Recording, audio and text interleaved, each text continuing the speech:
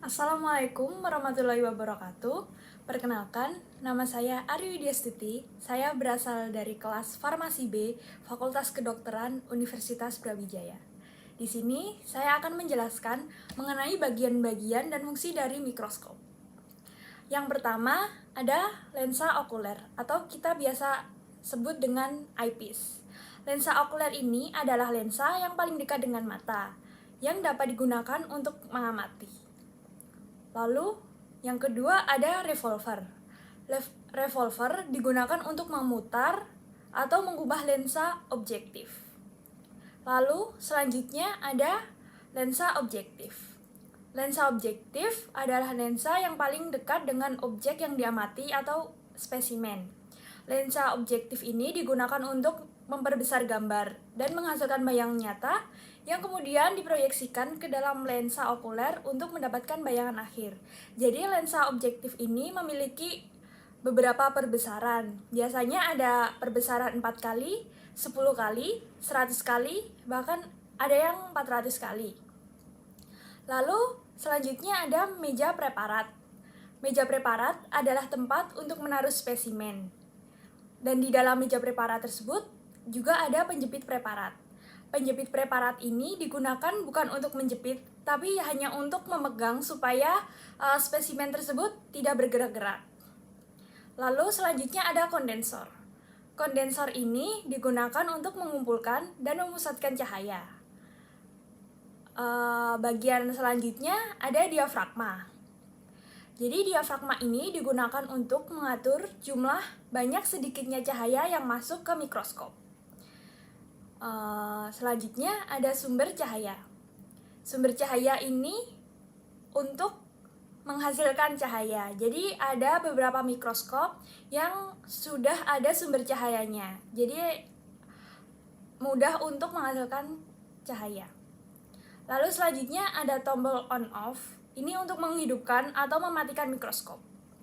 Yang selanjutnya ada kaki mikroskop. Kaki mikroskop ini digunakan untuk dasar atau alas mikroskop. Jadi saat pemindahan atau mengambil mikroskop, bagian alas ini kita pegang dengan tangan kiri dan tangan kanan kita memegang bagian lengan mikroskop. Bagian selanjutnya adalah kondensor knob. Kondensor knob ini digunakan untuk mengatur ketinggian kondensor. Lalu bagian selanjutnya adalah mikrometer. Mikrometer atau biasa disebut pemutar halus digunakan untuk menaik turunkan badan tabung, jadi untuk memfokuskan. Yang hampir sama dengan mikrometer adalah makrometer. Makrometer ini adalah pemutar kasar yang digunakan juga untuk menaik turunkan badan tabung. Lalu bagian selanjutnya adalah mechanical stage. Mechanical stage ini digunakan untuk mengatur posisi dan menyesuaikan preparat. Lalu ada lengan mikroskop. Lengan mikroskop digunakan untuk pegangan, untuk memindahkan mikroskop. Yang selanjutnya, saya akan menjelaskan bagaimana cara mendapatkan iluminasi Kohler. Yang pertama adalah letakkan spesimen pada meja preparat, lalu jepit dengan penjepit preparat. Yang kedua adalah nyalakan sumber cahaya dari mikroskop. Selanjutnya, buka diafragma selebar mungkin.